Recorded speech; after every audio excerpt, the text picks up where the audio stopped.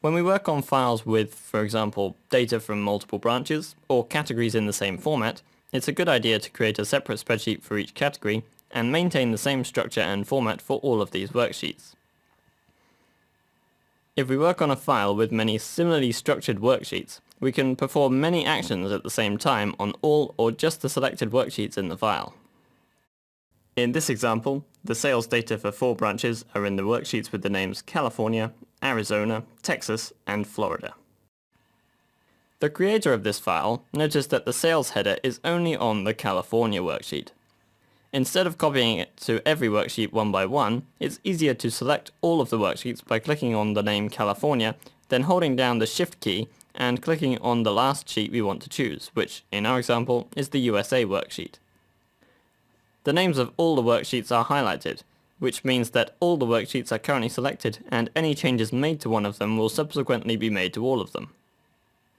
Because the sales heading is already located in the California sheet, we don't have to enter or copy it. All we have to do is double-click on the cell and confirm its contents by hitting enter. Excel treats this as typing data into the cell, and sales appears in all selected worksheets. Let's stay on the California worksheet and format our table by adding borders and coloring the header. We'll type the word total into cell B5, and in cell C5 add the cells C3 and C4. All the worksheets remain selected. If all file worksheets are selected, we can deselect them by clicking on them, except the one we initially selected, which in this example is California. We can now check to see whether all the changes we made are visible on each worksheet. Now let's move on to the USA worksheet. Here in cell C3, we'll add a formula that totals the data from the other 4 worksheets. To do this, activate cell C3 and use the Alt = keyboard shortcut. Click on the name of the California worksheet and then on cell C3 in that sheet. The formula line displays equals sum, open bracket, California, exclamation mark, C3, close bracket. At this point, the formula only adds up the data from one sheet. Press Shift and, whilst holding it down, click on the Florida sheet, which is the last sheet we want to include in the sum. As you can see, the formula has changed. California, Florida, approve the formula by hitting enter. And we get directed back to the USA sheet. In the USA sheet, go to cell C3. The formula adds the data from cell C3 in all the worksheets from California to Florida. Now we'll copy this formula into cells C4 and C5. Let's now assume that the company has opened a new branch in New York. Instead of creating a new sheet from scratch, it's more convenient to copy one of the existing ones. Left-click and hold on the California sheet name. Next to the arrow on the screen, a small card symbol should appear, and by moving the mouse left and right we can reorder the sheets.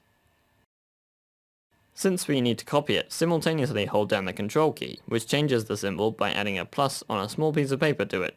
Release the mouse button before releasing the Control key. A new sheet has now been added to the file called California 2.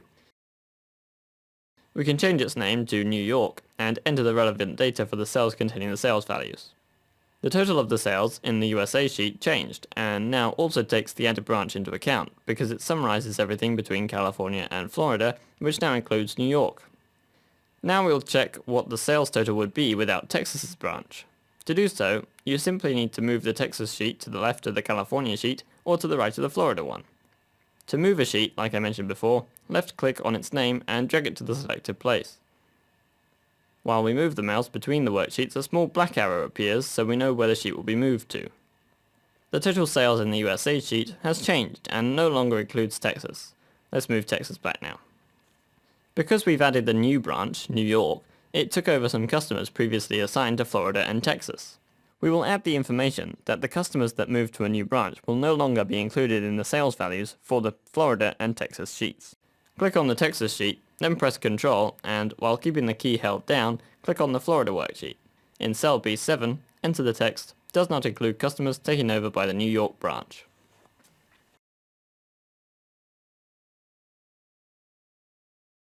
So now we know how to make changes in many worksheets, which are not placed directly next to each other. To deselect the worksheets, click on any unselected worksheet. It's also possible to copy or move several worksheets at once in the same way. Tip: It's best to keep the names of the worksheets as short as possible. It will make it easier to navigate the file without scrolling to find the right sheet. Also, changing the colors of the sheets or groups of sheets will help you find the one you need more quickly. It's common to forget to deselect the worksheets after altering them. When this happens, data can be entered into one of them, thinking that only this one is being changed, when in fact the data on the other sheets are being destroyed. Remember to deselect after making changes to multiple worksheets. You can also easily find the worksheet you are looking for by right-clicking on the arrows in the bottom left-hand corner of the Excel window. Moving and copying worksheets between files. When we work on many files, it can be convenient to merge them into a single file. It's possible to easily move or copy worksheets between files. Keep the file we are using open, and then create a new file called Book1. Under the View tab, click on Arrange All. This will display the Arrange Windows menu, where we can choose how to arrange our files. For moving or copying worksheets, the horizontal arrangement is the most convenient. The files are shown one below the other. Let's move the New York sheet to the file Book1 by left-clicking on New York and dragging it into Book1. The place where the sheet is going to appear is marked with a small black arrow. You cannot move a sheet from a file when it's the only sheet in the file. If you hold down the Control key, the sheet is copied instead of being moved. We can also copy or move multiple worksheets at once. Just select a few worksheets before this operation, using the Shift or Control keys. Hiding a worksheet is useful when we create a report with many worksheets, but only a few need to be visible at a time. To hide a sheet, right-click on its name and select Hide.